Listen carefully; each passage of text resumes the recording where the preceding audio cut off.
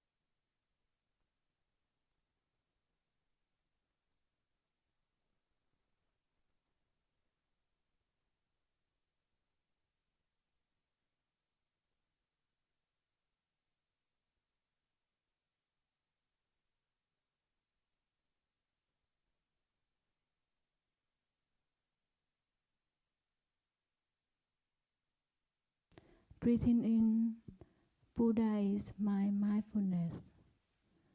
Breathing out, my mindfulness shines near and far. Buddha is mindfulness, shining near and far.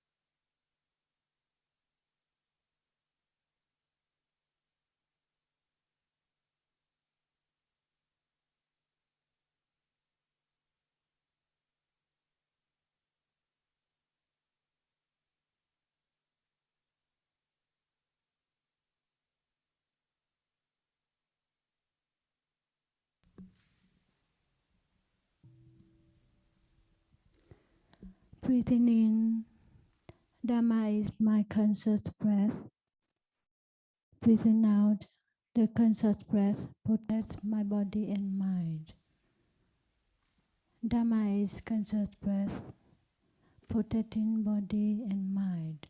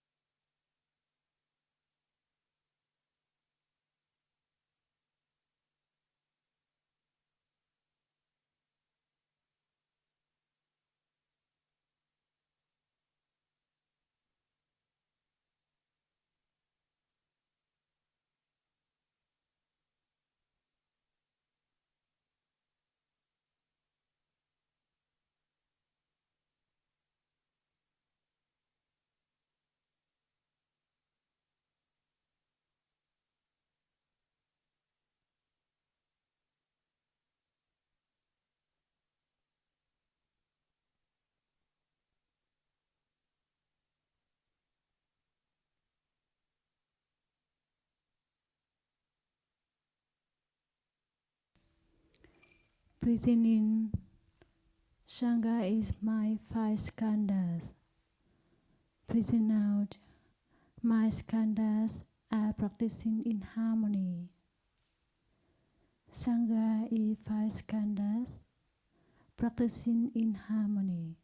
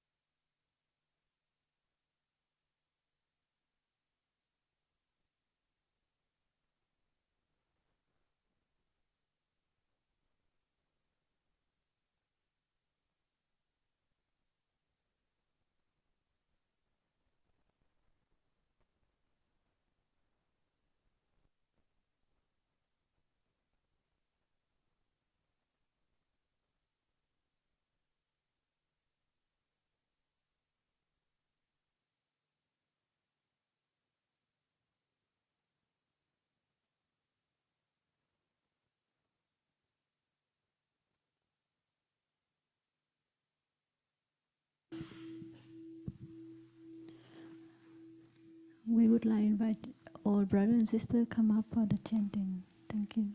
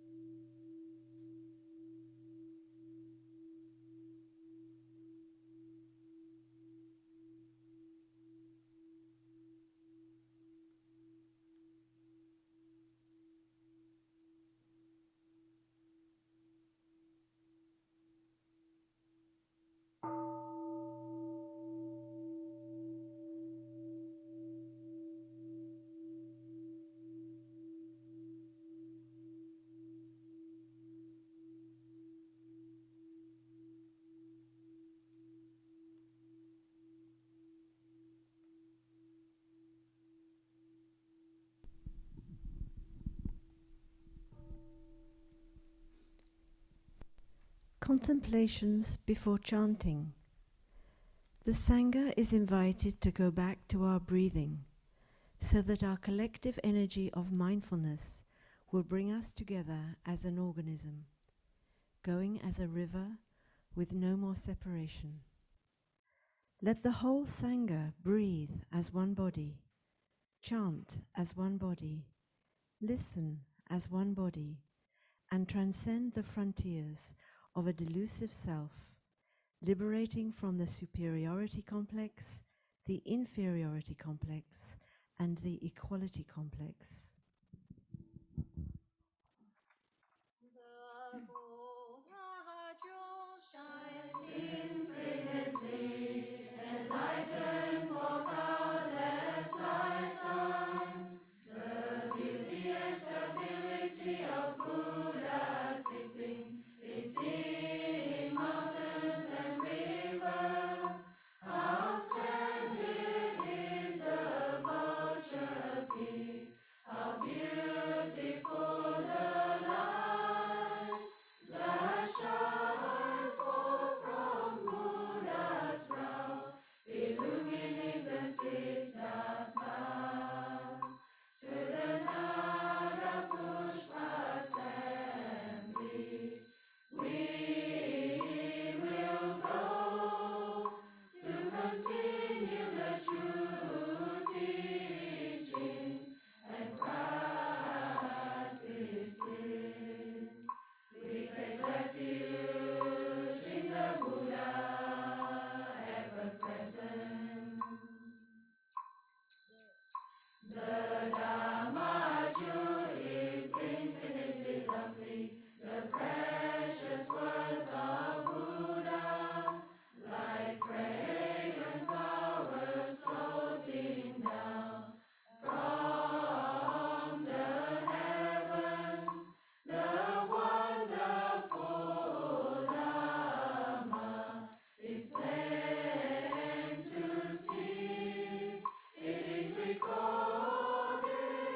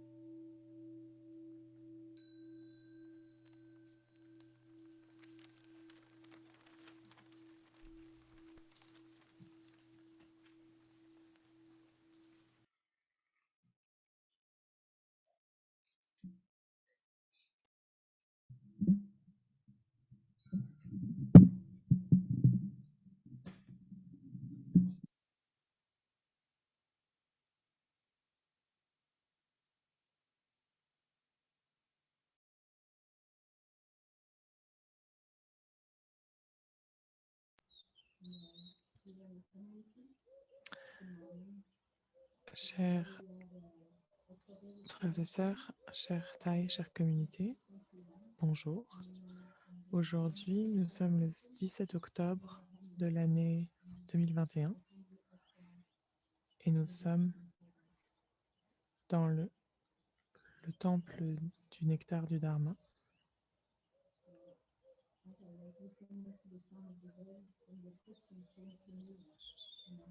Donc, alors que j'étais en train d'écouter le son de la cloche, une question s'est présentée à moi. Quand j'ai dit « j'écoute ce merveilleux son de la cloche »,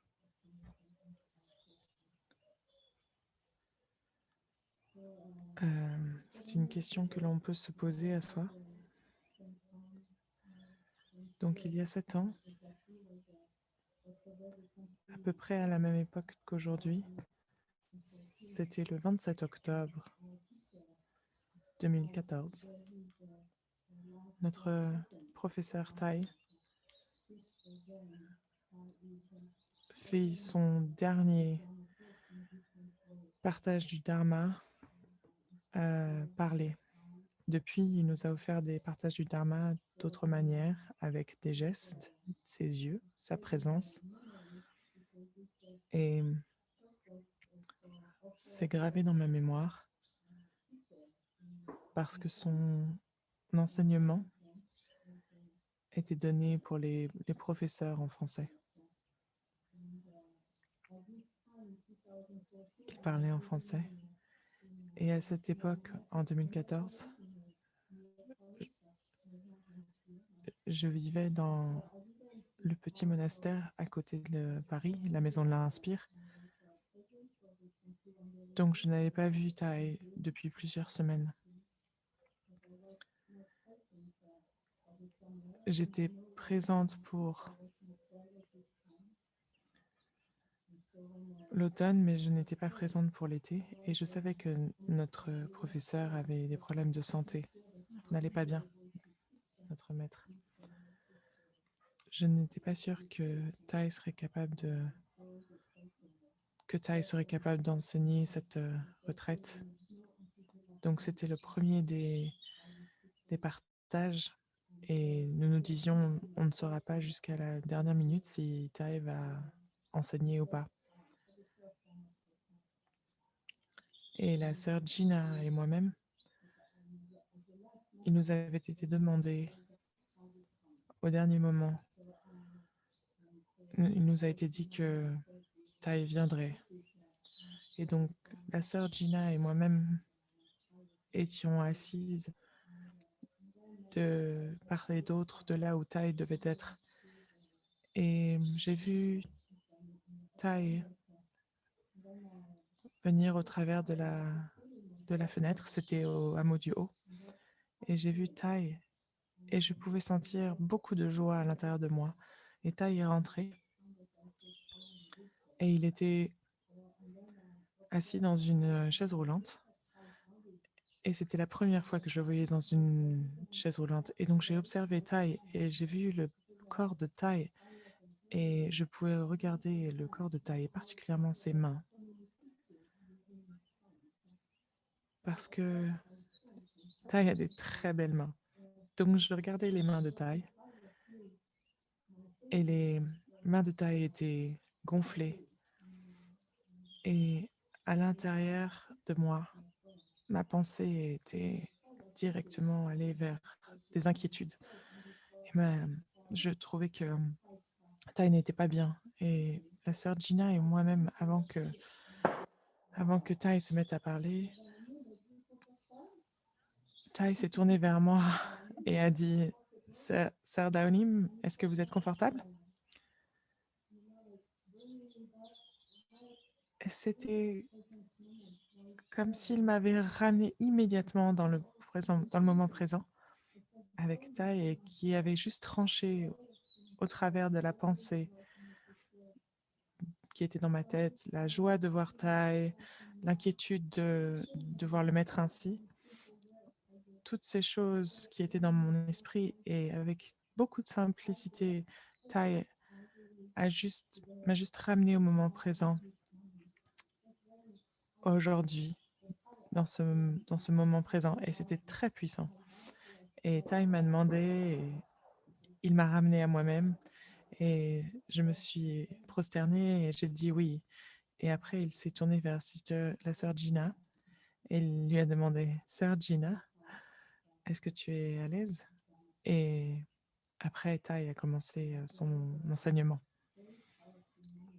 Et donc, c'était un moment très, très puissant pour juste revenir. Et je sais qu'aujourd'hui, et je veux reconnaître ça aujourd'hui, parmi nous, il y a mes jeunes frères et mes jeunes sœurs pour qui c'est la deuxième année de leur journée de continuation, la deuxième année de leur ordination. Sont nés aujourd'hui et ils font partie de la famille des Ginkgo. C'est correct, n'est-ce pas? Oui, je pense. Oui, je pense que j'ai plusieurs sœurs et plusieurs frères. Donc, il y a 2 ans, leur corps était un peu différent. Il y avait quelque chose dans leur esprit. Ils avaient des cheveux, mais maintenant les cheveux sont partis.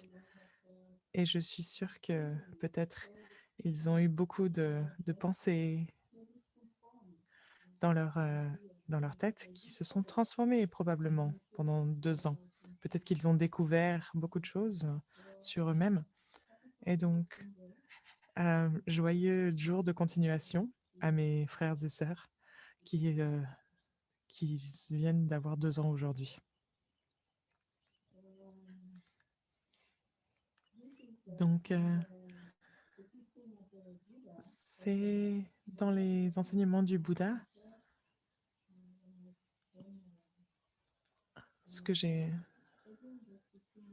les mots que j'ai rencontrés lorsque j'ai commencé à étudier les enseignements du Bouddha, c'était le mot impermanence.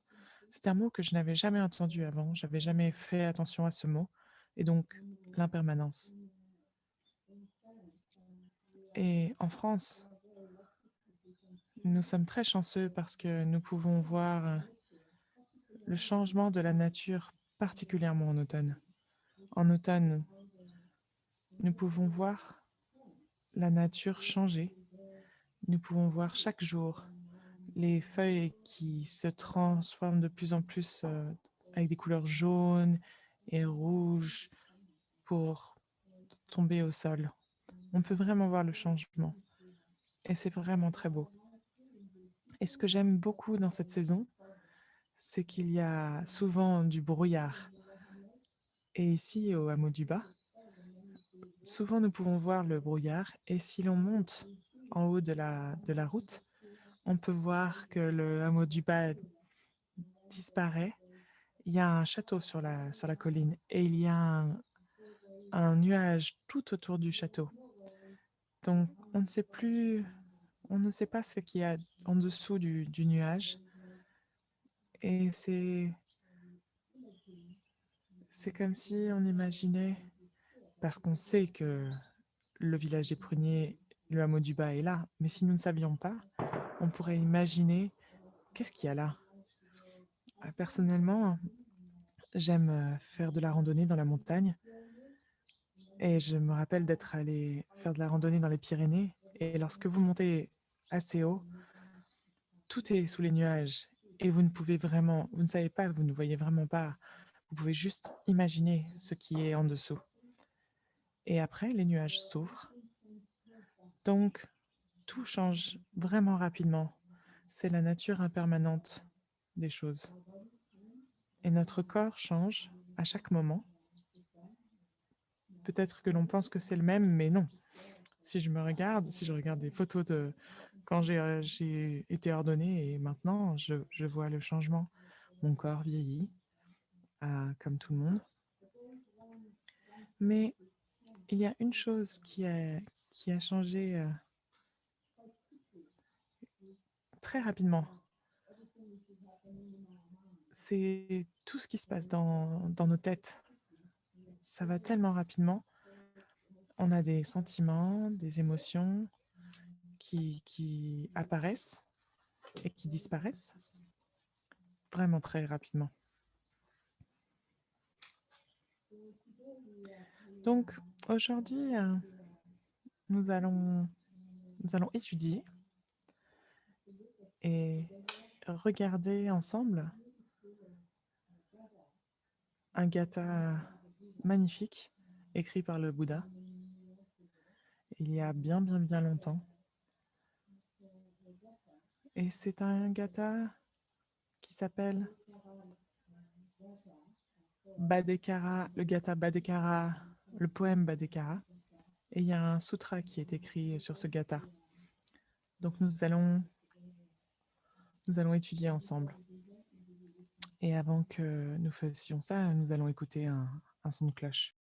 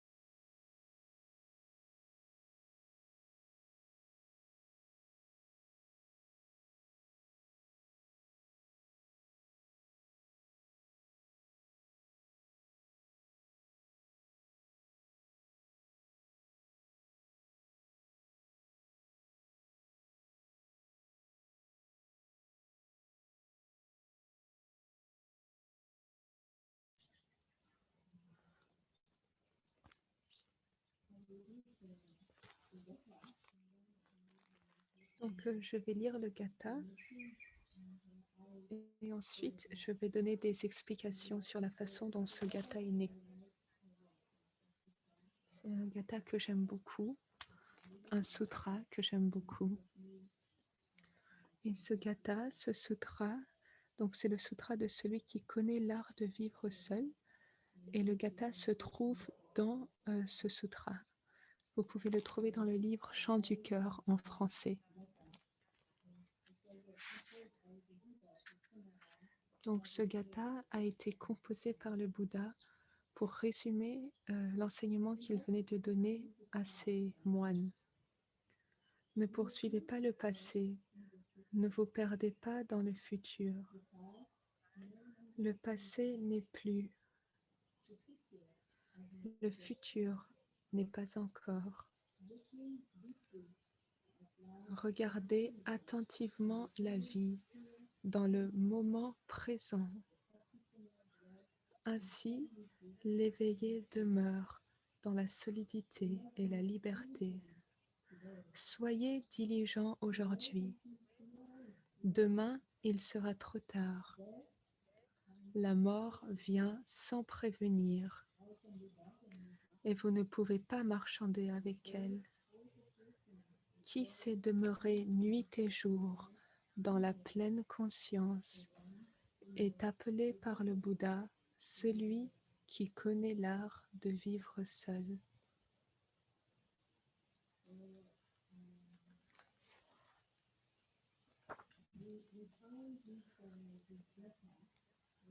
Ce gatha, le gatha Bhaddekara,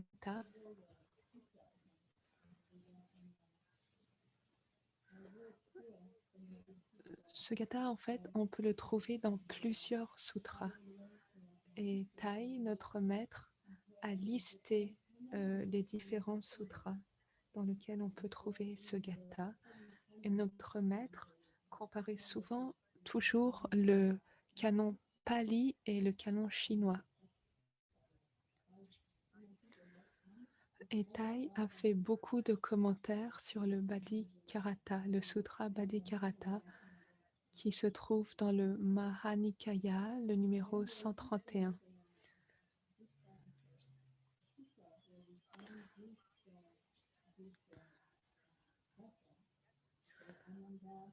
Donc, il y a plusieurs sutras dans lesquels on trouve ce gatha, qui sont écrits sur le tableau. Le sutra Mahakakatana, le sutra Majjhima Nikaya,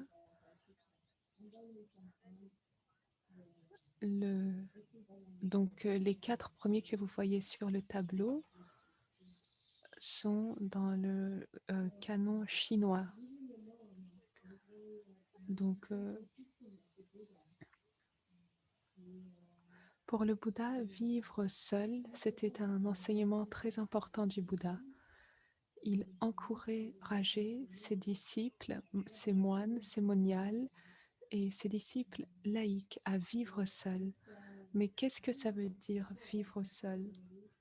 Donc c'est ce poème en particulier qui parle de cette pratique. Et cette pratique, c'est la pratique de la vision profonde, Vipassana, regarder en profondeur dans le processus mental qui a lieu dans notre esprit. Qu'est-ce qui est en train de traverser notre esprit? Quelles sont les pensées, les sensations, les sentiments qui sont en train de traverser notre esprit? Qu'est-ce qui est dans notre esprit? Est-ce que cela concerne le passé, le présent, le futur? Donc on s'entraîne à avoir conscience de ce qui est là. Et la question, c'est donc comment vivre en solidité et avec liberté, sans être emprisonné par le passé ou sans être emporté par des inquiétudes par rapport à l'avenir. Donc, dans l'histoire que je vous ai racontée, Tai m'a aidé à revenir dans le moment présent. Quand il m'a demandé « Est-ce que tu te sens à l'aise ?» C'était une façon de m'aider à revenir dans le moment présent et à ne pas rester emprisonné dans mon esprit, à être là, pleinement présente avec Tai. La plupart du temps, une partie de nous est présente, par exemple, dans cette salle de méditation, et une autre partie de nous est en train de penser, de s'imaginer, d'être avec quelque chose d'autre dans notre esprit. À l'époque du Bouddha, un moine qui s'appelait Ekavi Arya aimait beaucoup vivre seul. Et le Bouddha l'a complimenté sur sa façon de vivre seul.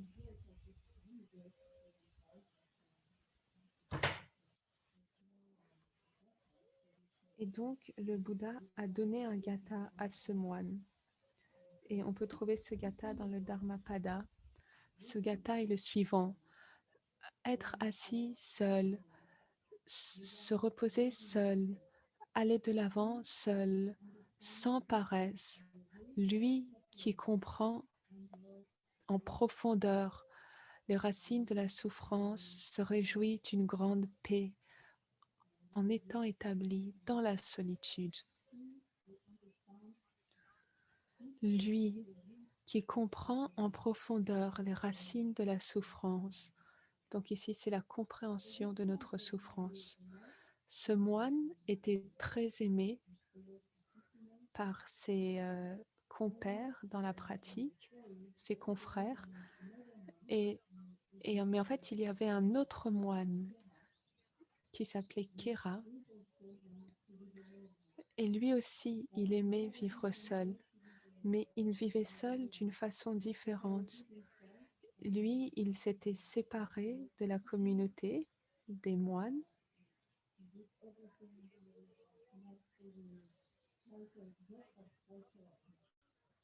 Et il faisait tout comme une goutte d'eau, comme une goutte d'huile dans un verre d'eau.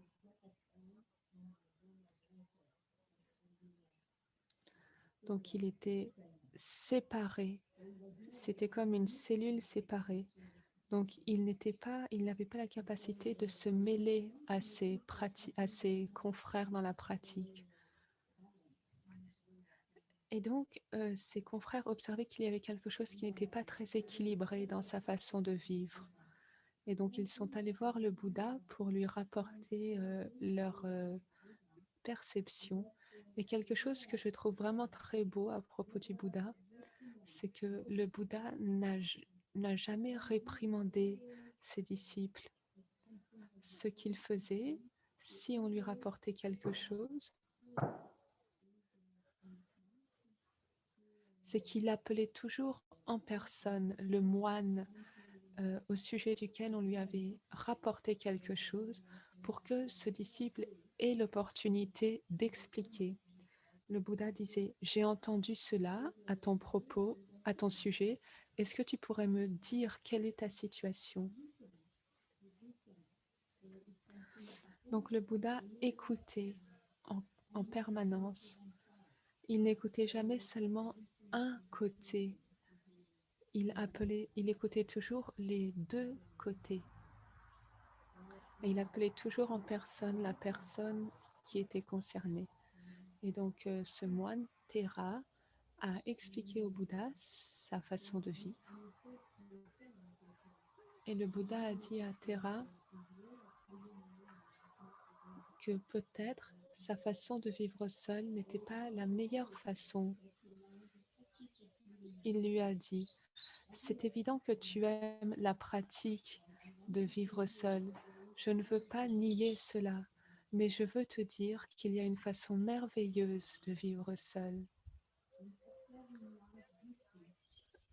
En observant la vie profondément, c'est possible de voir clairement tout ce qui est. On n'est pas emprisonné par quoi que ce soit. Il est possible de mettre fin à toute avidité et le résultat est une vie de paix et de joie.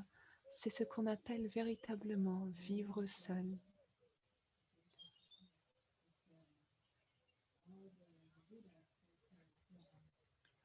Donc c'est de cette façon que le Bouddha a enseigné à Thera. Et dans la communauté du Bouddha, il y avait aussi des groupes de moines qui vivaient complètement à l'opposé.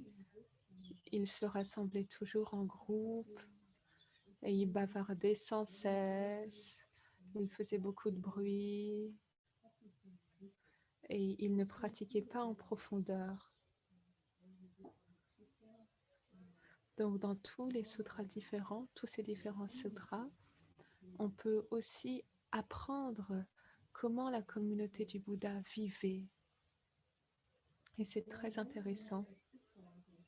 Il y a aussi un autre sutra. C'était quand le Bouddha était à Kampa, au bord d'un lac. Il y a un moine qui s'appelait Mejakala qui est venu voir le Bouddha et qui a dit au Bouddha, j'ai entendu parler de vos enseignements sur la meilleure façon d'être seul. Et il a demandé au Bouddha de lui donner un enseignement. Et le Bouddha a dit quelques phrases. Les formes et les images qui sont les objets de notre vision peuvent être agréables et mémorables et peuvent amener à l'avidité et au désir. Si un moine est emprisonné par eux, alors il n'est pas seul, il est toujours avec quelqu'un. Donc cette expression être avec quelqu'un, c'est-à-dire qu'on n'est pas seul parce qu'il y a quelqu'un d'autre dans notre être.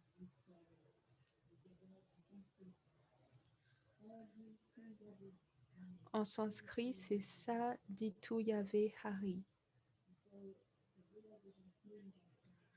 Et donc le Bouddha, ici, ne parlait pas d'être avec quelqu'un au sens premier du terme, mais c'est vivre avec les objets de notre esprit, avec la radio qui est en train de nous parler dans notre esprit.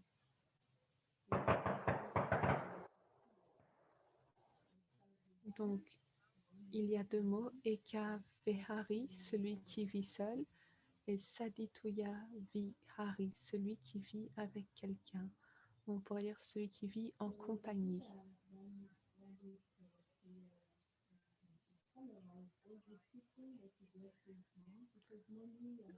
Et donc, le Bouddha a fait un résumé de tous ses enseignements, parce qu'il y avait beaucoup de moines et de moniales un peu partout qui avaient entendu parler de ce gatha sur la façon merveilleuse de vivre seul.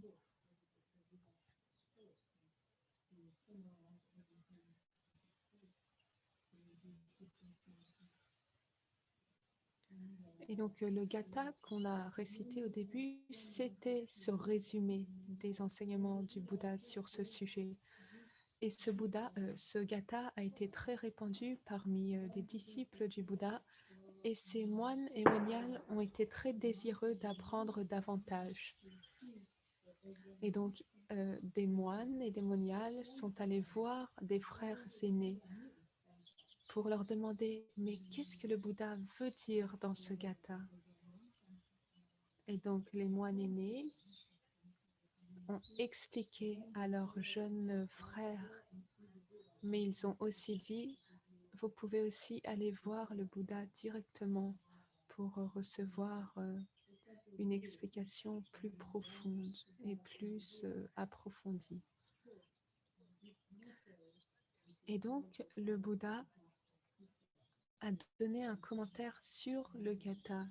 Et donc, ce commentaire du gatha, c'est le sutra sur celui de l'art qui connaît de vivre seul, donc que vous pouvez trouver dans le livre Chant du cœur en français.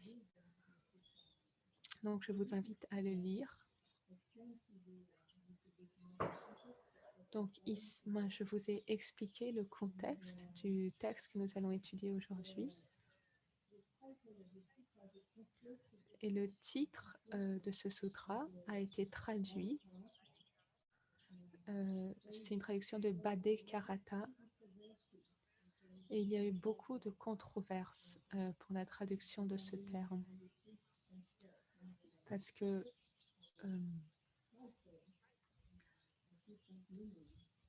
il y a eu différentes traductions qui reflètent une signification différente. Il y a eu des traductions du sutra comme par exemple une bonne nuit pour la méditation.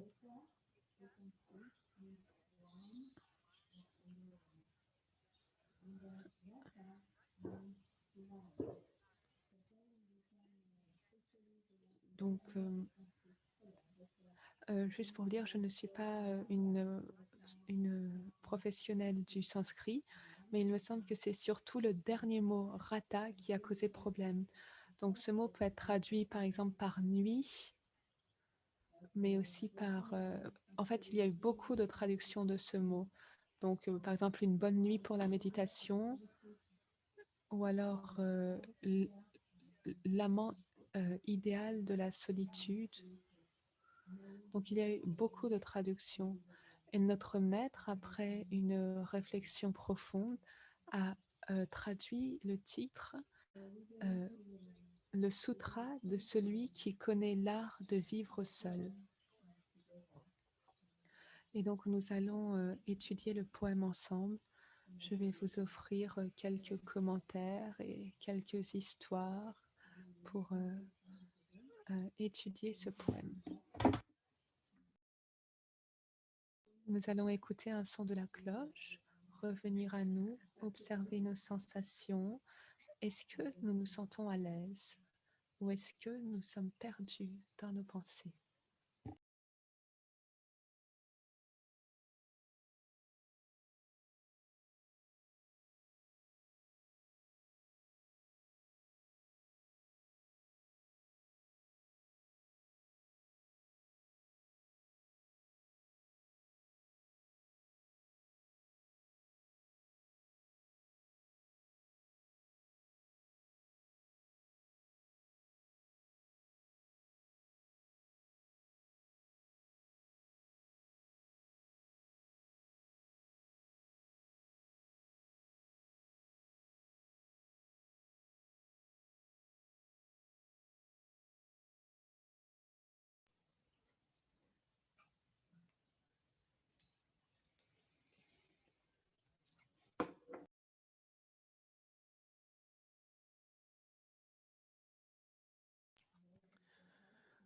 Quand le Bouddha a lu ce gatha aux moines,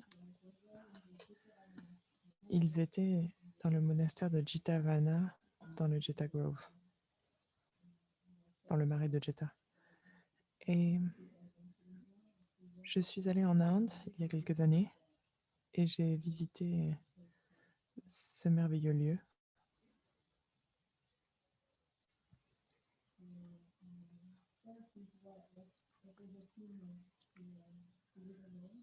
Qu'est-ce que ça veut dire de vivre seul? Ça veut dire de ne pas avoir une deuxième personne qui vit en nous. Et notre maître prend l'exemple d'une radio qui est branchée à l'intérieur de nous avec la pensée non continue. Et parfois, on peut utiliser l'image d'avoir un fantôme que nous serions à l'intérieur de nous.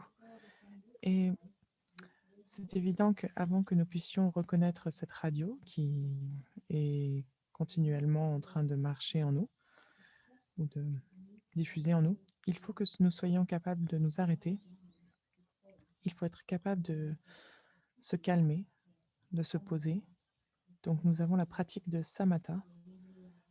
Ça veut dire de vraiment arriver dans l'ici. Et comment reconnaître nos processus de pensée, nos processus mentaux. Je ne sais pas comment c'était pour vous lorsque vous avez commencé la méditation, ou peut-être que vous commencez seulement à méditer.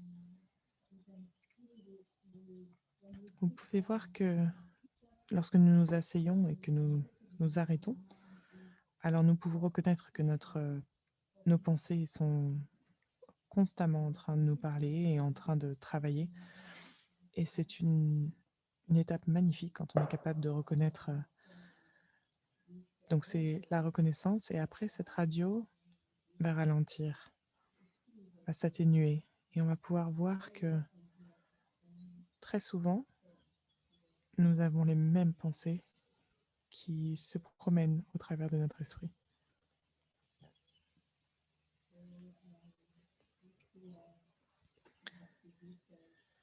Donc juste pour revenir à ce titre que Tai a choisi,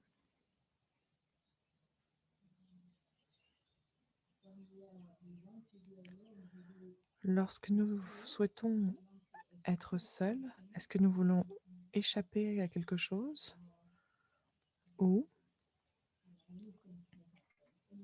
il y a probablement beaucoup de choses qui peuvent se produire. Mais bon, nous allons aller au travers de ce poème. Nous allons l'explorer ensemble. Nous allons investiguer, mener l'enquête. Le Bouddha nous a offert 7 facteurs de l'éveil. Et le premier facteur de l'éveil étant la pleine conscience. Et le deuxième est l'investigation. Et pour investiguer, notre esprit, pour comprendre notre esprit. Donc, nous allons le faire ensemble. Ne cherchez pas le passé. Ne poursuivez pas le passé. Et le Bouddha nous demande, et il donne son explication. Qu'est-ce que ça veut dire de poursuivre le passé? Qu'est-ce que ça veut dire de ne pas poursuivre le passé? Qu'est-ce que ça veut dire pour moi? C'est ce que vous pouvez vous demander. Comment est-ce que je poursuis le passé? Est-ce que je poursuis le passé? Comment puis-je ne pas poursuivre le passé? Donc souvent, nous avons des regrets, où nous comparons.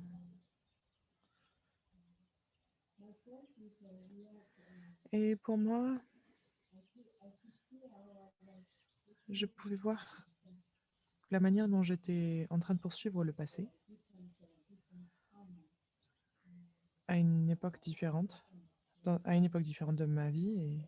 Et souvent, je peux voir que dans mon quotidien, je poursuis le passé, mais j'ai quelques exemples qui ont cliqué en moi. Lorsque j'étais novice, je suis allée dans notre monastère dans le Vermont, aux États-Unis. Et c'était pendant la retraite d'hiver que nous avions là-bas. Et Tai nous a invités à nous observer lorsque nous voulons appeler notre famille ou appeler nos amis et de reconnaître est-ce que j'échappe à quelque chose? Est-ce que j'ai vraiment besoin d'appeler ma famille? Et je me rappelle d'être une novice avant d'être ordonnée. Et j'ai été mariée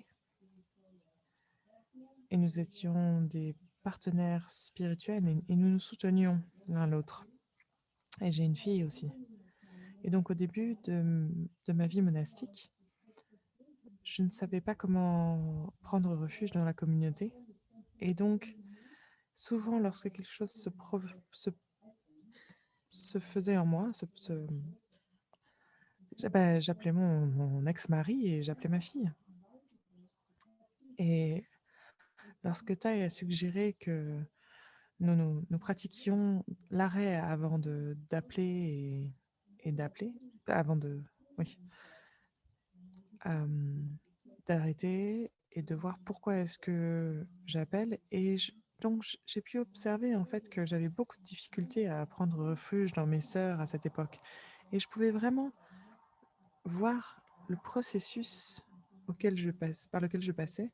Je voulais appeler parce que quelque chose de douloureux ou quelque chose de challengeant était en train de se produire. Donc, j'allais dans mes énergies d'habitude et j'allais dans mon passé au lieu de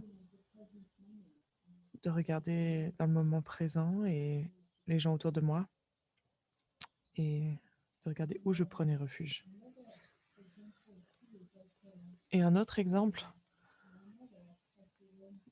ma mère est morte en 1995 et j'étais avec elle pendant les 2 dernières semaines de sa vie. Et lorsque vous accompagnez quelqu'un dans la mort, ça peut être un moment extrêmement puissant.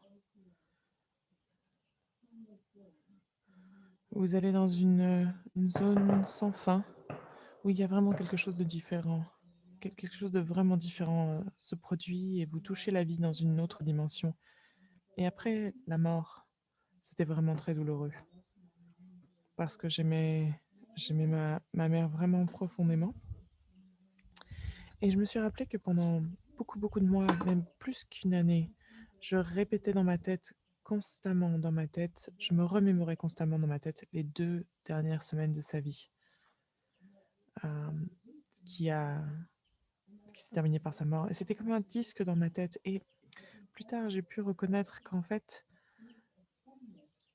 ça nourrissait la graine de la tristesse en moi. Et après quelques années, j'ai reconnu que je n'avais plus de joie. Il y avait d'autres circonstances et d'autres conditions, mais je pouvais voir que ça, c'était vraiment une condition, parce que c'était très beau, mais c'était un disque qui me ramenait toujours à ce sentiment de douleur profonde dans mon cœur, et ce sentiment de manque.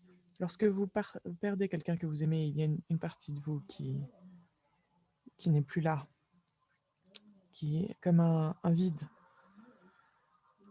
comme un void.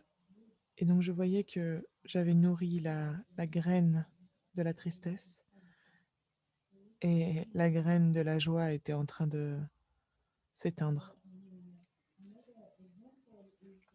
Donc un autre exemple, c'est notre corps.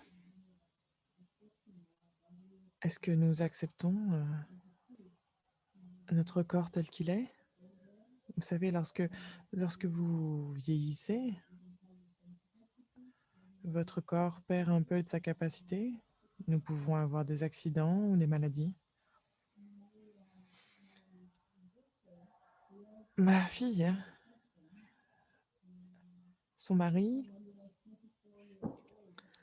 lorsqu'il a eu 24 ans, il a eu un accident de moto et il a perdu ses jambes, une de ses jambes.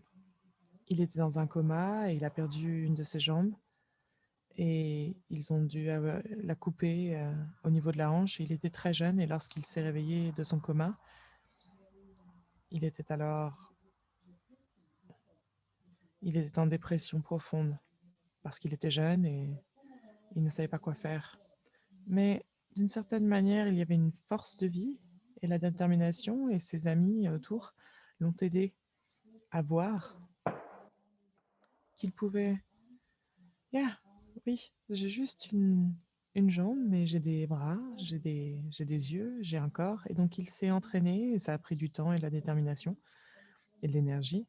Mais il il s'est entraîné à marcher avec des béquilles et d'utiliser son corps de manière différente et de ne pas se laisser... Ah, ok, j'ai perdu ma jambe, il n'y a rien que je puisse faire.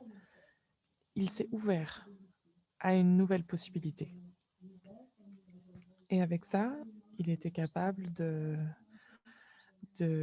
monter en haut de beaucoup de montagnes, et par exemple l'Everest, et il a été capable de faire beaucoup de choses. Mais une chose qu'il doit faire, il doit être vraiment dans la pleine conscience. Lorsqu'il met ses béquilles au sol, même lorsqu'il marche dans la rue aujourd'hui, parce qu'il est plus âgé, il faut qu'il soit extrêmement attentif, très présent, dans l'instant présent.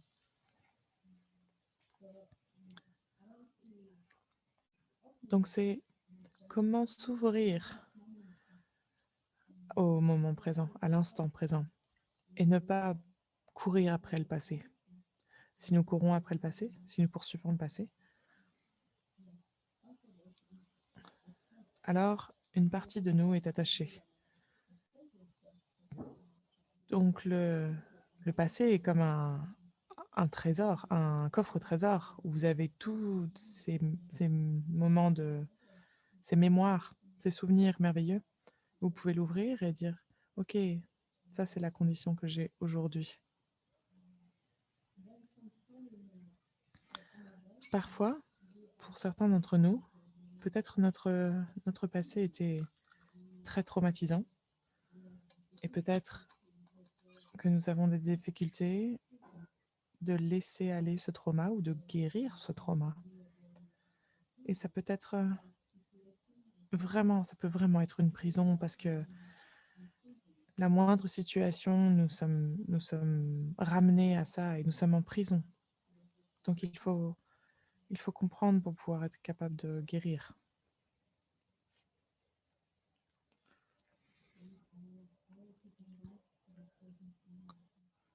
Il faut revenir au moment présent. Et nous allons revenir avec un son de la cloche.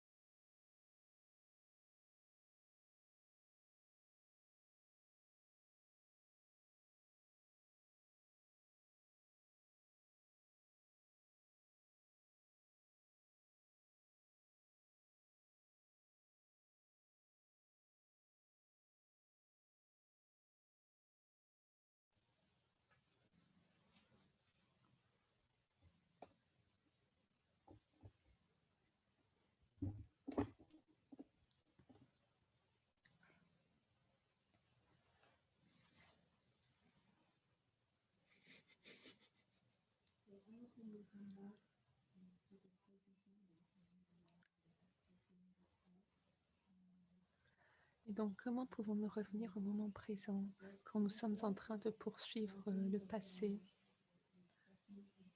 Une chose qui m'aide beaucoup,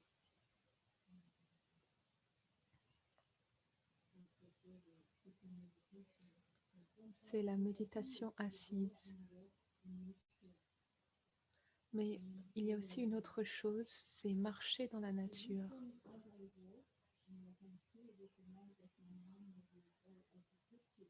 Et en marchant, je peux reconnaître ce qui a lieu dans mon esprit, l'agitation mentale, les pensées, les processus qui sont là dans mon esprit.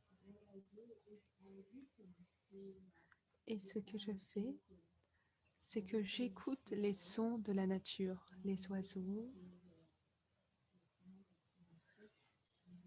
J'écoute le bruit de mes pas sur le sol. Et donc le simple fait d'écouter m'aide à revenir au moment présent. Et je sais que si je n'entends pas les oiseaux, Si je n'entends pas le son du vent dans les feuilles, ici au hameau du bas, on a aussi un carillon qui est très beau, qui fait un très joli son. Et quand il y a du vent, il chante. Et je sais que si je n'entends pas ce carillon les jours où il vente, c'est que je suis emprisonnée dans mes pensées, dans les processus mentaux. Et si je sens que mon esprit, ma tête est lourde, je m'entraîne tout simplement à écouter la nature. Ne poursuivez pas le passé. Ne vous perdez pas dans le futur. Le passé n'est plus, le futur n'est pas encore.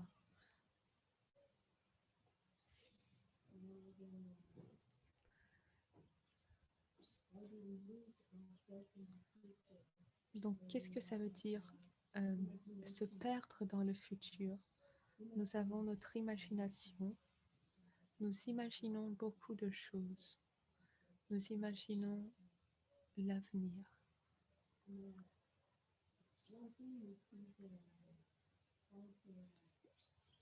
Une chose qui est importante dans ce gatha, une phrase que j'aime beaucoup. Non, elle n'est pas dans ce gatha, mais c'est une phrase que j'aime beaucoup. La vie est un flux de conditions en changement constant. Donc, constamment, nous dépendons des conditions qui sont autour de nous. Et ce sont les conditions qui nous conditionnent. C'est ce qu'on appelle le conditionnement.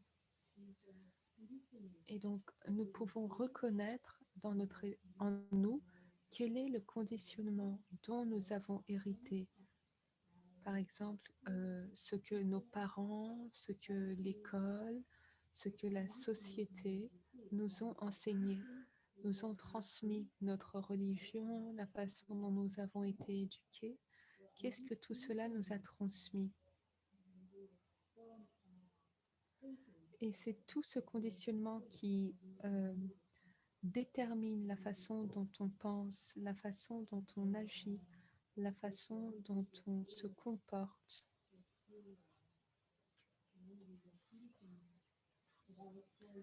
Et donc, par exemple, les femmes, dans notre communauté, nous avons beaucoup de femmes, mais les femmes, il n'y a pas très longtemps, nous n'avions pas le droit de voter parce que nous n'étions pas considérés comme ayant assez d'intelligence pour voter. Et maintenant, nous voyons que les choses ont changent ici en France et dans d'autres pays.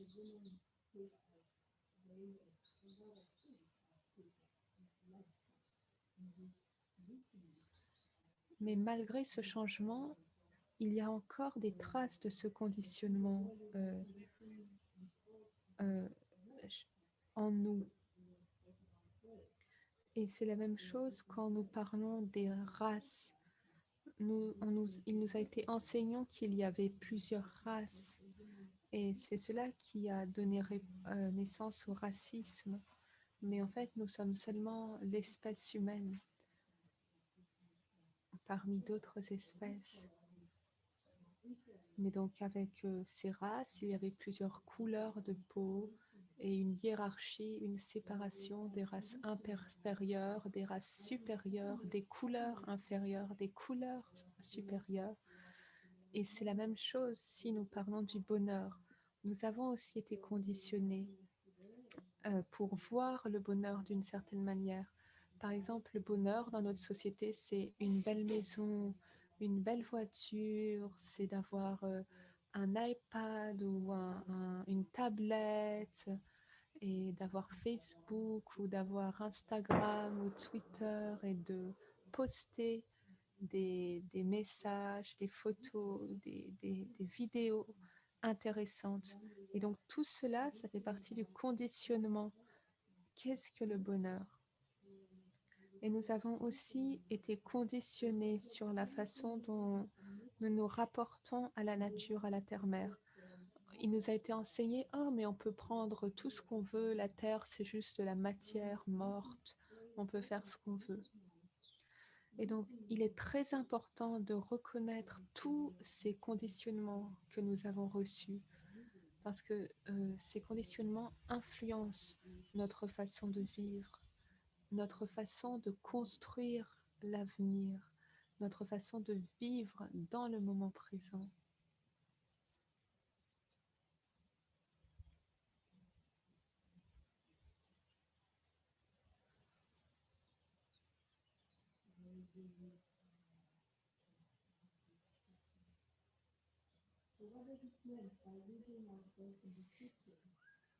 Et donc, qu'est-ce que ça veut dire nous perdre dans l'avenir? On peut se poser la question, est-ce que je me perds dans l'avenir? Est-ce que j'ai tendance à imaginer ce que va être l'avenir? Est-ce que je me projette toujours sur la semaine prochaine, le mois prochain? Ça ne veut pas dire que nous ne pouvons pas penser à ce que va être le futur, mais nous pensons de façon à ce que ces pensées ne nous emprisonnent pas. Nous pensons au passé ou à l'avenir avec solidité.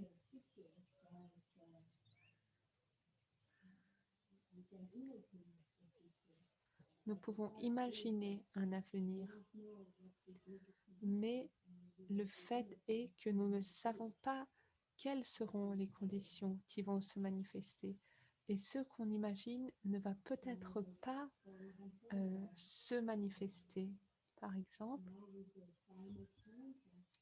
avec le changement climatique, avec tout ce qui se passe dans la sphère environnementale, dans la nature, pour beaucoup d'entre nous et pour beaucoup de jeunes personnes, cela crée beaucoup de désespoir. Que va-t-il se passer? C'est l'esprit qui va dans l'avenir. Est-ce qu'il y aura un avenir pour notre planète, pour notre espèce humaine? Donc, il peut y avoir l'attitude du déni. Non, mais tout ça, ça n'existe pas. Ou alors, un grand désespoir. Et donc, que pouvons-nous faire? Et ce que le Bouddha veut dire en nous disant de ne pas nous perdre dans l'avenir, ça veut dire que nous revenons au moment présent.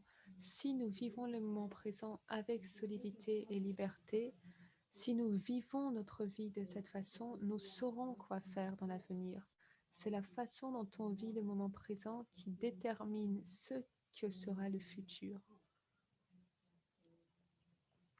Parce que si nous sommes toujours perdus dans nos soucis par rapport au futur, nous perdons le moment présent et nous vivons en mode automatique. Nous ne pouvons pas agir dans le moment présent. Donc, que pouvons-nous changer? Une chose que nous pouvons très clairement changer, c'est ce que le Bouddha nous appelle à faire. Il nous appelle à nous éveiller au fait que nous pouvons changer ce conditionnement, ce processus mental. Nous pouvons changer les histoires qui sont dans notre esprit. Nous pouvons faire les choses de façon différente, agir d'une manière différente, sortir des façons habituelles de faire. Donc, nous avons besoin de mettre à défi l'histoire que nous ne cessons de nous raconter. Par exemple, nous pouvons ressentir beaucoup de gratitude pour celles qui sont moniales ici, qui sont bhikshuni. Nous pouvons ressentir beaucoup de gratitude parce qu'en Inde, c'était seulement les hommes qui pouvaient entrer dans les ordres monastiques. Parce que à cette époque en Inde, les femmes avaient un devoir envers leurs maris, leurs enfants, mais il y a eu des femmes très déterminées et très fortes qui ont quitté leur famille, qui sont allées trouver le Bouddha pour exprimer avec beaucoup de force qu'elles voulaient suivre ce chemin monastique avec beaucoup de courage. Et si nous regardons l'histoire des femmes, nous pouvons voir qu'il y a beaucoup de femmes qui ont eu beaucoup de courage, qui se sont levées et qui ont montré qu'elles avaient beaucoup de capacités, avec beaucoup de courage. Et pour ce qui est du racisme, il y a aussi des femmes qui ont eu beaucoup de courage.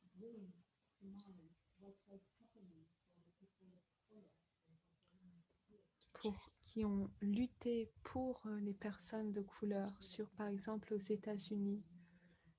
Et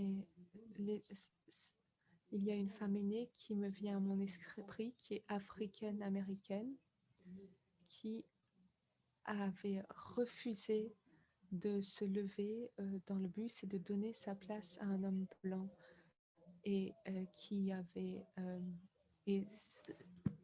et cette action de cette femme a été le début d'un mouvement de résistance. Puisque donc à l'époque, cette femme, si vous ne le savez pas, la ségrégation avait aussi lieu dans les bus et les personnes de couleur pouvaient seulement s'asseoir derrière. Et en refusant de se lever pour donner sa place à un homme blanc, cette femme aînée a commencé un mouvement de résistance. Et donc, ce sont nos soucis par rapport à l'avenir qui nous arrachent au moment présent. Donc, c'est comme l'histoire que je vous racontais au début, quand Tai m'a demandé « Te sens-tu à l'aise ?» Si j'étais restée dans mon esprit, je n'aurais pas pu être vraiment là avec Tai, en sa présence et écoutant ce que Tai disait.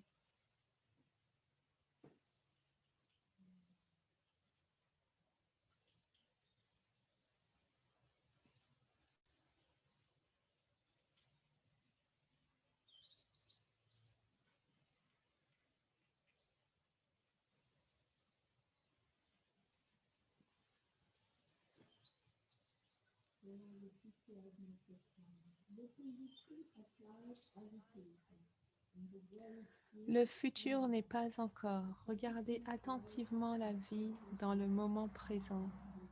Ainsi, l'éveillé ou le pratiquant demeure dans la solidité et la liberté.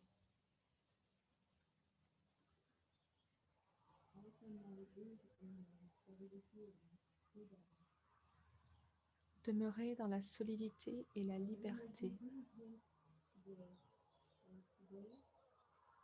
Soyez diligents aujourd'hui. Aujourd'hui, nous devons être diligents. Et dans le noble sentier octuple, le Bouddha nous a offert la pratique de la diligence juste. Qu'est-ce que je nourris en moi? Quelle graine, quelle partie de moi est-ce que je nourris? Donc, je vous ai parlé de la graine de tristesse que je nourrissais en moi après la mort de ma mère.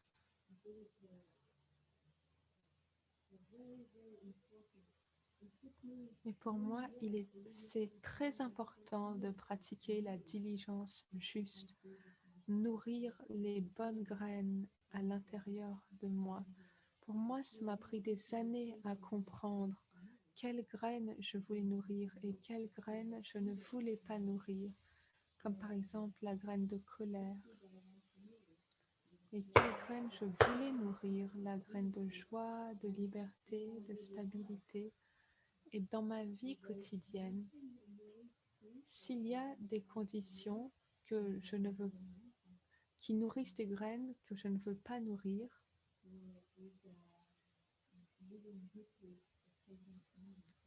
comment est-ce que je peux, au sein de ces conditions, vivre profondément le moment présent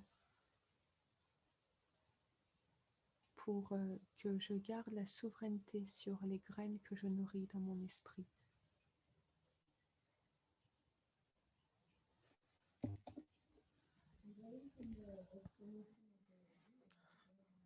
Donc l'explication du Bouddha, le Bouddha demande également, pose la question, qu'est-ce que ça veut dire d'être d'être déraciné ou d'être... qu'entendons-nous par être emporté par le présent? Parce que le moment présent peut être une situation tragique ou une situation difficile. Peut-être que nous souffrons dans un moment en particulier et nous pouvons être emportés par ce moment dans le présent. Donc, que pouvons-nous faire?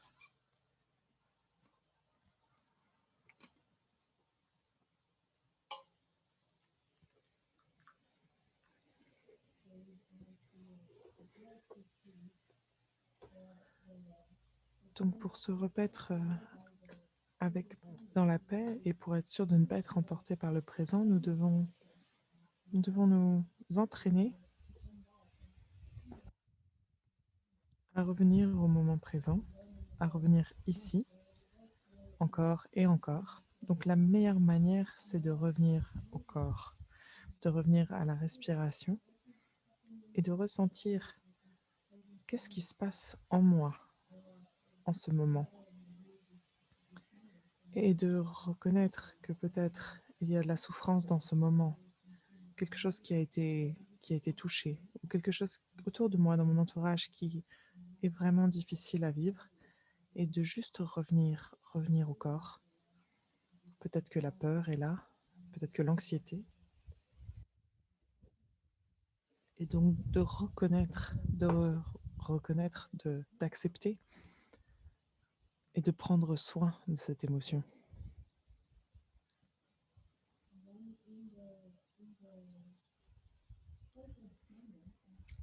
Et dans le moment présent, il faut également reconnaître nos énergies d'habitude. Donc avec la diligence, avec la persévérance, je peux reconnaître quelles sont les graines que je nourris et quelles sont les énergies d'habitude que je nourris. Et dans le moment présent, je peux aussi reconnaître la nature des la nature interdépendante de tous les êtres, de tout ce qui est.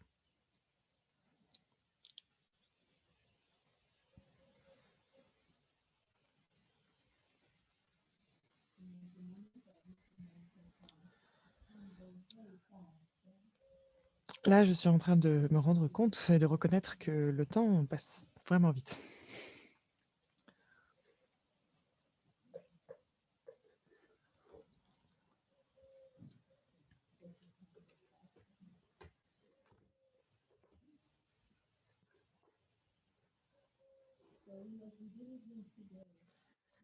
Donc, comment être diligent aujourd'hui? Attendre demain, c'est trop tard. Il faut se réveiller dès aujourd'hui. Et je sais qu'avec tout ce qui se passe avec la Terre-Mère, et très bientôt nous allons avoir la COP 26, et nous avons des frères et des sœurs qui viennent de revenir d'Écosse, où il y a la pré-conférence.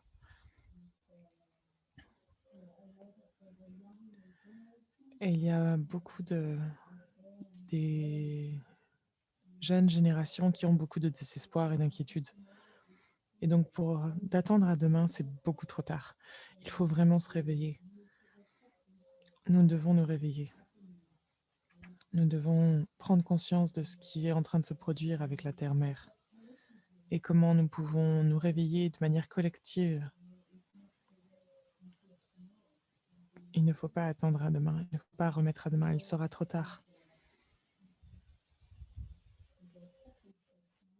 Donc aujourd'hui, avec la pratique de la pleine conscience et être conscient de ce qui se passe, comment puis-je vivre ma vie? Est-ce que je peux vivre ma vie plus simplement? Est-ce que je peux réduire ma consommation dans la manière dont je fais les choses, juste en prenant des actions très simples pour vraiment reconnaître nos pensées, reconnaître ce qui se passe dans notre tête. Les choses vont très rapidement. Tout est impermanence. Et je voudrais juste prendre quelques minutes pour vous inviter à faire une petite méditation guidée, une courte méditation guidée sur l'impermanence. Donc, s'il vous plaît, je vous invite à vous asseoir de manière confortable et nous allons contempler l'impermanence.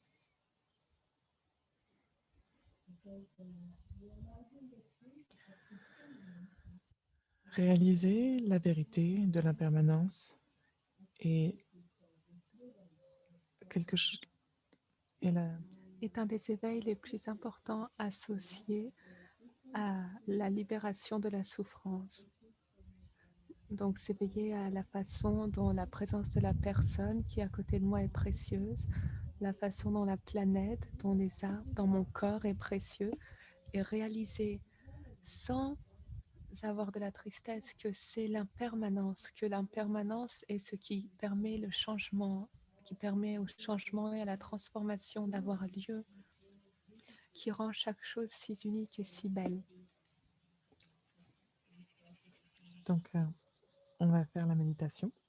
Nous commençons par le son de la cloche.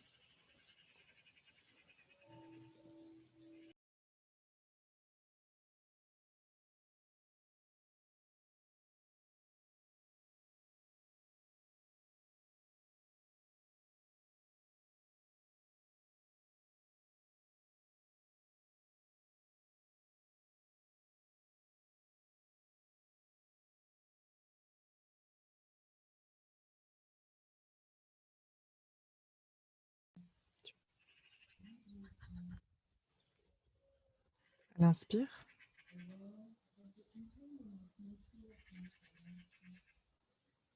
je ressens la nature de mes yeux.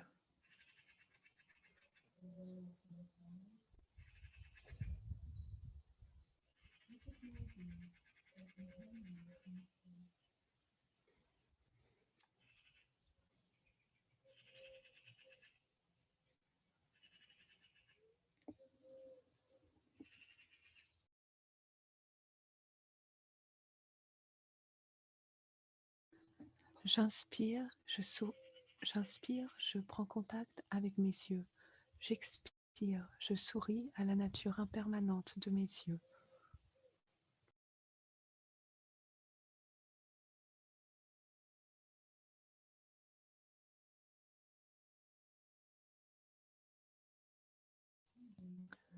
À l'inspire, conscient de mes poumons, j'inspire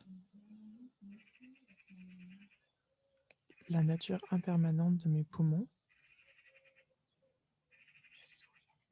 Je souris à la nature impermanente de mes poumons.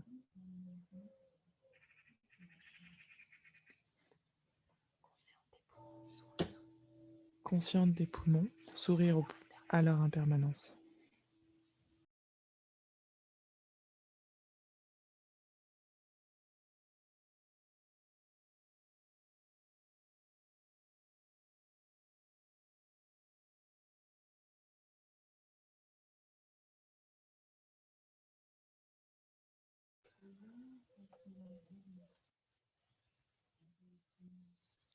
Consciente de mon corps, j'inspire.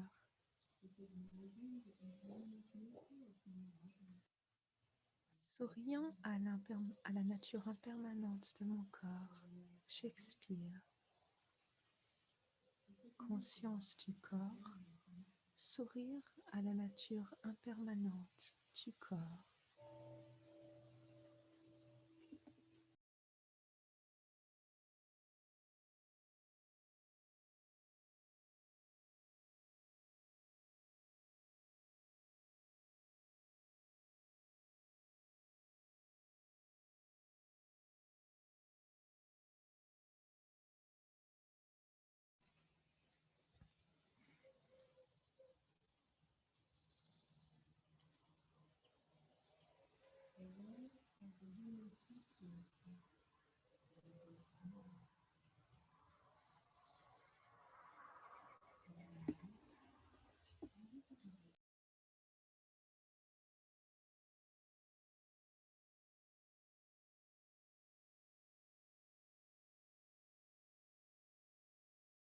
Consciente de l'impermanence de l'espèce humaine, J'inspire, souriant avec paix à l'impermanence de l'espèce humaine. J'expire.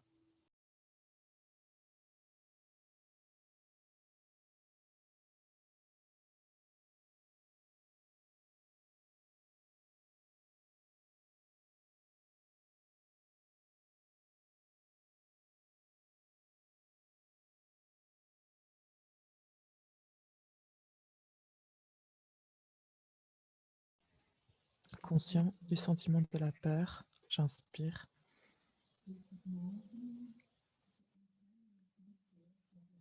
Reconnaissant la nature impermanente du sentiment de la peur, j'expire. Le sentiment de la peur. Reconnaître sa nature impermanente.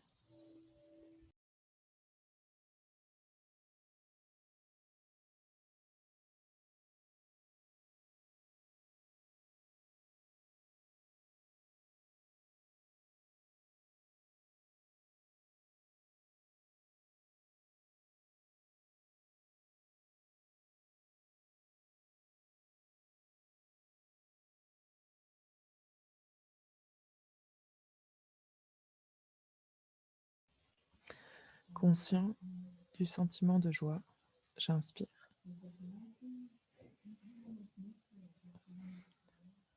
Reconnaissant la nature impermanente du sentiment de la joie, j'expire.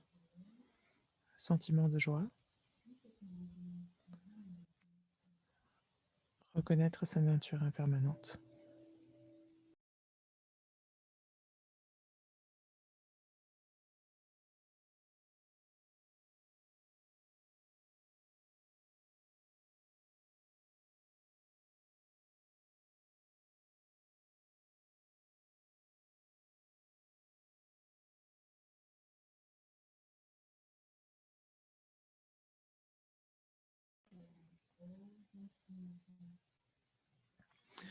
Conscient de la nature impermanente de tout ce qui est, j'inspire. Souriant à la nature impermanente de tout ce qui est, j'expire. Nature impermanente de tout ce qui est, sourire.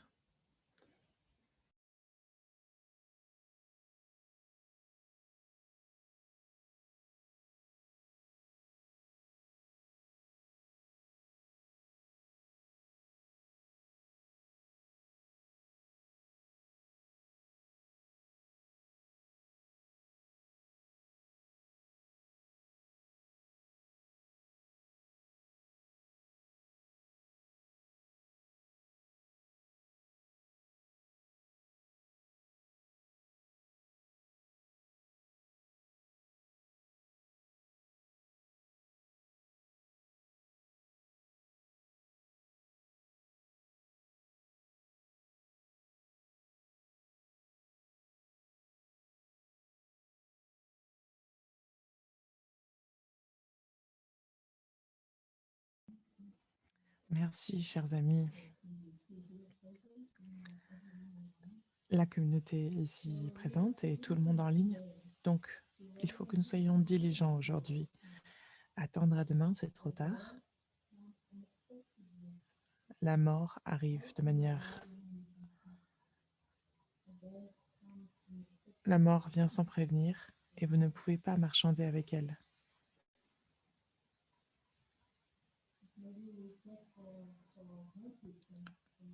Peut-être que nous prenons pour acquis la présence des gens autour de nous. Peut-être que nous prenons pour acquis notre corps, notre santé. Mais la mort arrive très soudainement et j'ai moi-même une expérience il y a quelques années. Je suis allée rendre visite à Thaï au Vietnam et avec l'une de mes sœurs, nous sommes allés en Thaïlande. Et juste la journée où nous allions partir, Notre chambre avait un petit balcon, mais il n'y avait pas de barrière. Et j'ai reculé depuis le balcon et je suis tombée en arrière, à la renverse. Et je suis tombée sur mon dos et ma tête. Et c'était un balcon de 2 mètres de haut. Et je suis tombée. Et en une demi-seconde, j'ai fait un faux pas et on ne sait jamais quand la mort va survenir. Je ne suis pas morte parce que je suis ici aujourd'hui, mais c'était ouf. Oui, c'était un réveil. La mort arrive et on ne sait pas. Ou peut-être quand j'étais allongée sur le sol et avec la douleur dans ma tête et dans mon corps, et peut-être quelque chose a été cassé dans mon dos et peut-être que j'ai été paralysée. On ne sait vraiment pas ce qui va se passer. Donc c'est pour ça que c'est tellement important dans ce moment, aujourd'hui, de pratiquer, de vraiment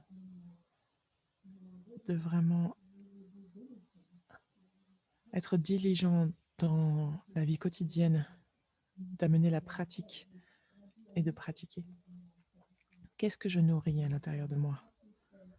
Est-ce que je peux pratiquer la méditation assise de manière régulière, même si c'est juste quelques minutes le matin ou quelques minutes le soir?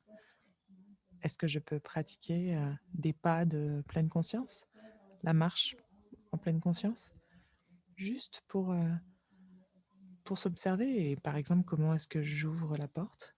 Est-ce que j'ouvre la porte avec attention? Comment est-ce que j'ouvre le robinet? Est-ce que je peux reconnaître la gratitude que j'ai d'avoir l'eau qui sort du robinet, qui arrive jusqu'à moi?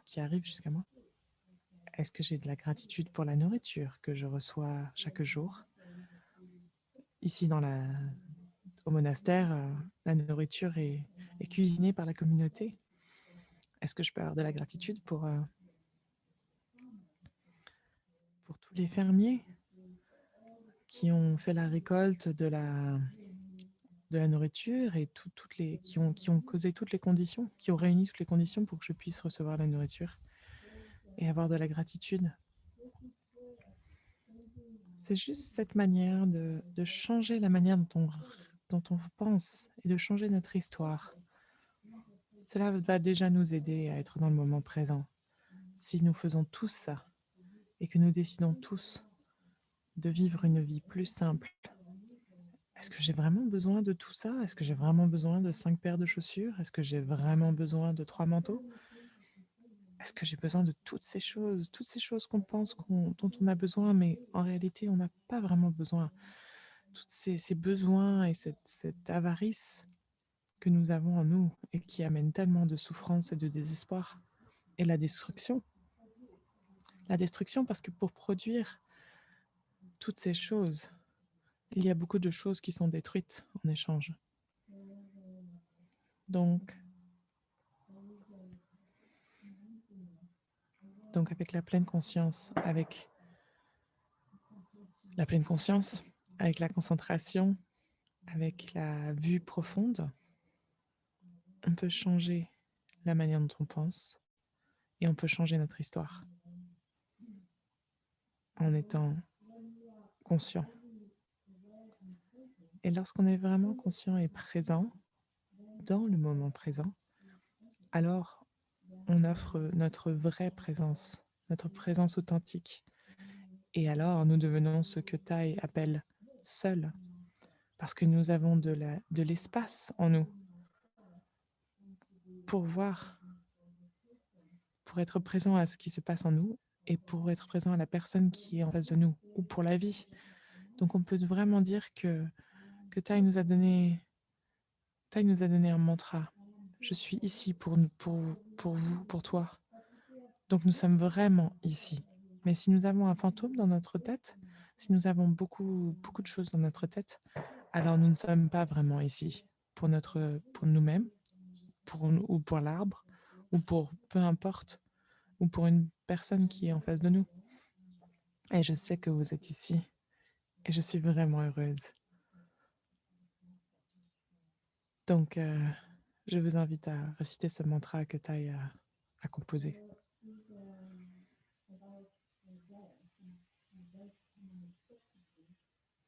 Donc, à propos de la mort qui vient de manière inattendue, il y a une bonne manière de nous entraîner à travailler avec la peur que nous avons de notre propre mort ou la peur que nous avons des gens que nous aimons.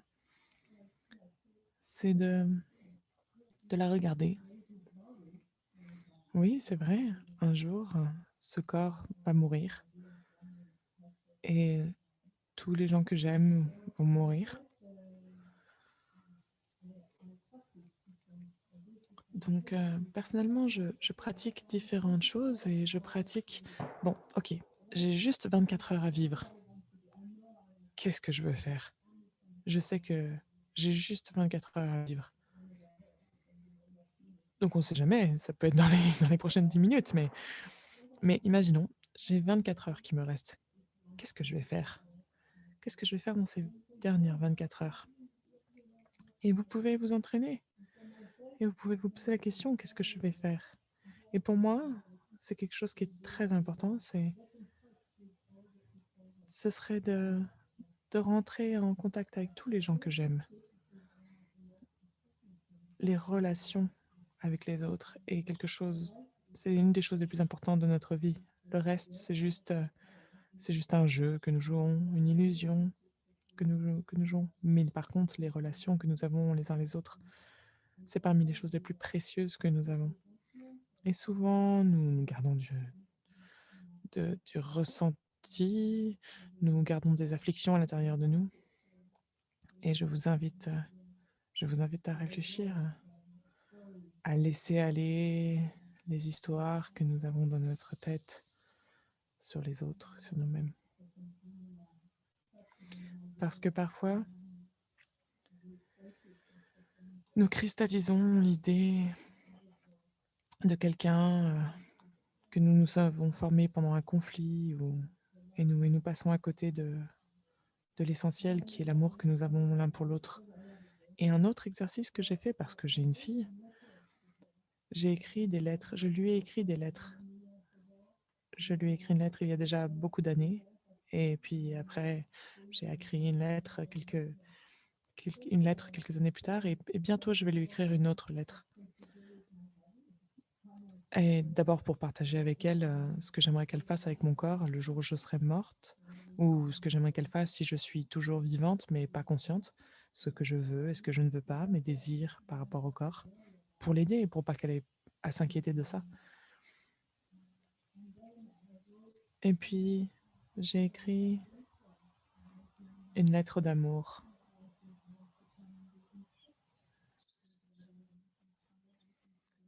Pour qu'elle puisse être en contact avec ce que j'ai appris de Thaï et qu'elle puisse être en contact avec moi au travers de la méditation, la marche méditative ou la respiration ou la main de sa mère. Et si elle met sa propre main sur son front, elle peut sentir que c'est ma main. Des choses que Thaï nous ont appris et je sais que ça m'a touchée vraiment, vraiment profondément. Donc j'ai écrit des très belles choses et je vous invite à écrire une lettre à quelqu'un que vous aimez, une lettre que vous aimeriez laisser derrière, un cadeau que vous leur offrez une fois que votre corps ne sera plus. Il faut chérir chaque moment de notre vie. Donc, le sage appelle la personne qui sait demeurer nuit et jour dans la pleine conscience, celui qui connaît l'art de vivre seul. Parfois, lorsque nous ne pouvons pas dormir, c'est parce que notre tête et notre mental est vraiment actif et il faut revenir à notre respiration. Ok, mon cher corps, qu'est-ce qui se passe? Tu es vraiment très agité. Et juste prendre soin de notre corps. C'est ok. Donc jour et nuit, Donc, qui sait demeurer nuit et jour dans la pleine conscience est appelé par le Bouddha, celui qui connaît l'art de vivre seul. Donc peut-être qu'il faut que vous découvriez pour vous-même quelle est la meilleure manière pour vous de vivre seul. Et il y a 2 livres magnifiques écrits par notre maître. Un qui est dans les années 90, qui s'appelle Un rendez-vous avec la vie. Et lorsque nous vivons vraiment seuls, nous pouvons vraiment vivre le rendez-vous que nous avons avec la vie. Et l'autre livre, et ce livre est une compilation de différentes sutras avec les commentaires, et ça s'appelle Le réveil du cœur. C'est un livre magnifique. Il y a une autre sutra qui pourrait vous aider aussi à pratiquer avec cette sutra de celui qui connaît l'art de vivre seul. C'est les 4 établissements de la pleine conscience qui parlent de la manifestation et la dissolution de tout ce qui est. Donc cela vous invite à explorer, à lire. Et puis il y a pas mal d'enseignements de notre maître, de nos frères et de nos sœurs et de commentaires sur cette sutra. Donc je vous invite à explorer plus en profondeur ce que ça veut dire pour vous, la meilleure manière de vivre seul. Mais une chose que j'aimerais ajouter, c'est ça ne veut pas dire que nous ne pouvons pas vivre seuls, physiquement. Parce que quand nous vivons dans une communauté, je sais que pour moi, par exemple, parfois j'aime bien être avec la communauté et avec les gens. Mais j'aime aussi vivre seul et j'ai besoin d'être seul. J'avais fait des retraites solitaires. C'est une manière extraordinaire de comprendre, d'explorer le mental. Et c'est aussi une autre manière extraordinaire d'explorer le mental quand nous vivons dans une communauté. Donc c'est comment trouver la balance et ce dont nous avons besoin dans le moment présent. Donc merci de m'avoir écouté et je vous souhaite une très bonne journée ici au village des Premiers. Nous allons faire la pratique de la marche méditative. Merci beaucoup et je vous souhaite une merveilleuse journée. Et nous allons écouter 3 sons de cloche.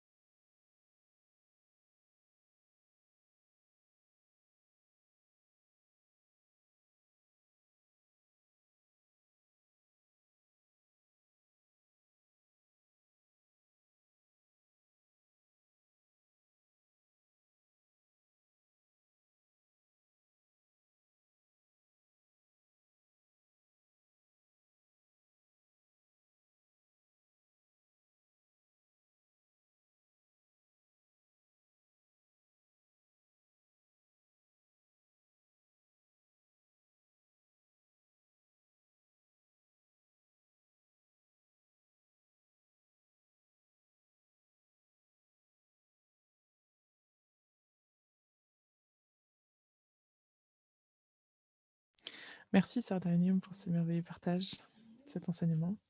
Est-ce que vous m'entendez? Donc au prochain son de la cloche, nous allons tous nous lever et nous prosterner devant notre maître de l'enseignement pour la remercier. Et après ça, nous allons nous rasseoir pour quelques informations.